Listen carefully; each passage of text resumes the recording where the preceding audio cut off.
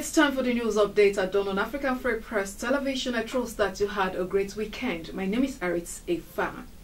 Office of the National Publicity Secretary of the People's Democratic Party has noted the relentless and unnecessary attacks on the person of the National Publicity Secretary, Chief Olisa Metu, targeted to distract him from his statutory function as the mouthpiece of the party. According to a statement released by the office, available credible intelligence information has proven that apart from instigating some suspecting party loyalists to peddle lies and insults against Chief Metu, investigation also showed a well-coordinated assault by anti-PDP forces to attack Metu for speaking against what they referred to as undemocratic actions and tendencies of the All Progressives Congress APC-led administration.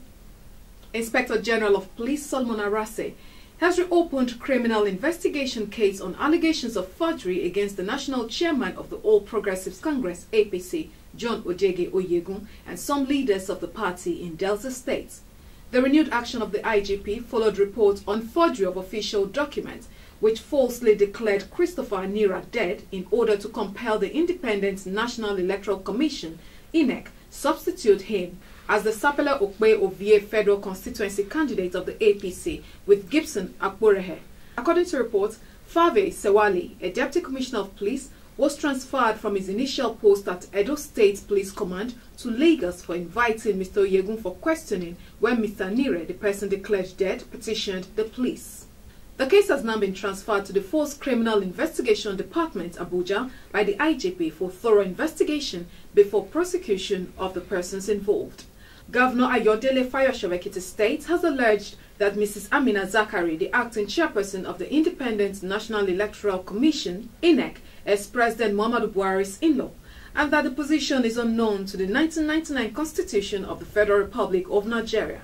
The governor, who called on Nigerians to rise in defense of the impartiality of INEC, added that the most honorable thing for President Buhari to do is to withdraw the unlawful appointment of Mrs. Zakari as INEC acting chairperson. In a statement issued on Sunday by Special Assistant on Public Communication and New Media, Larry Olayinka, Governor Fayose said since Mrs. Zakari's tenure as INEC National Electoral Commissioner has expired, she cannot continue to preside legally on INEC affairs, except if duly appointed as substantive chairman of the commission as provided in the Constitution, stressing that one of the major legacies bequeathed to Nigeria by the People's Democratic Party, PDP, as federal government was free, fair and credible electoral process, and President Buhari, who is a beneficiary of this legacy, must sustain it by ensuring that the impartiality of the electoral umpire is unblemished by suspicions of partisanship and illegal appointments. Recently appointed Director General of the Department of State Security Services, DSS, Lawal Daura, while responding to questions on Al Jazeera television, stated that the DSS under him will not exempt anyone who has plans to sabotage Nigeria's interests.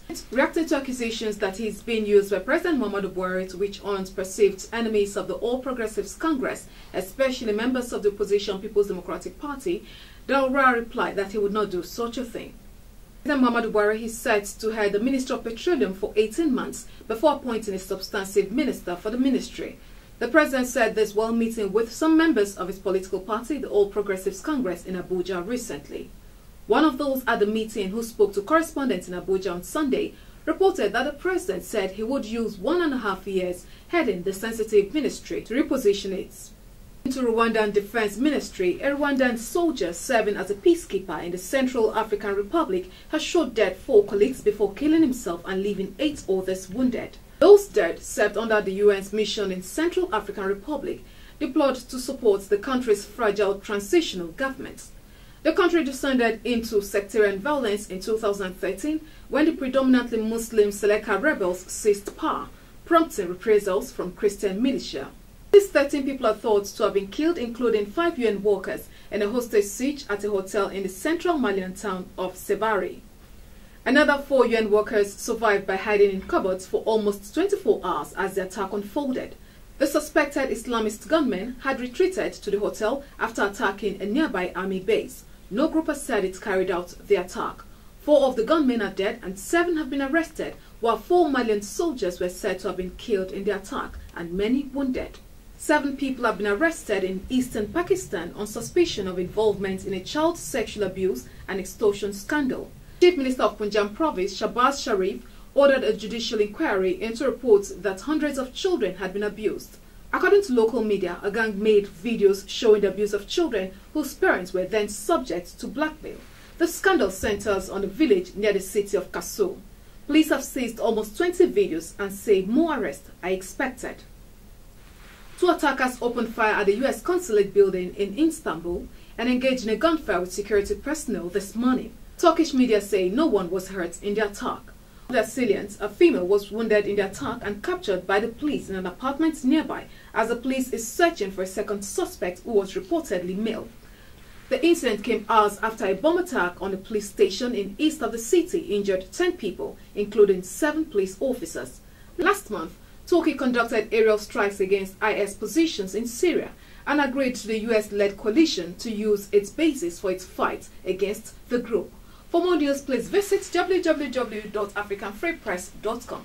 Do follow at African Free Press on Twitter and like African Free Press on Facebook. My name is Arit Efan. Good morning, Africa.